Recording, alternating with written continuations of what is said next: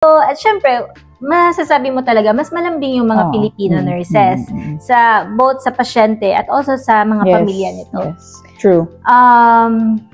So ikaw ba, kaya mo ba yung shift from calm case to life or death situation in just seconds? Yes. Like, grabe yung twist ng situation, One diba? second, you're laughing with your colleagues, and 1 second, may stabbing, tayo, patient. Yeah, tapos takbo ka sa resus and all that. Yeah. It's the adrenaline that I think, for me personally, I don't think it's because of age, or it's because I think, gusto ko lang talaga siya. Like the adrenaline, na alam mo, someone is in danger and you as a nurse can help them. So why emergency nursing though? For you, why did you choose to become an ED nurse?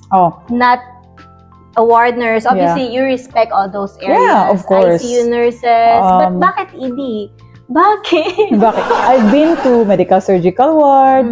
I've been to cardiology ward. You know about it. I've been a medical biller, everything.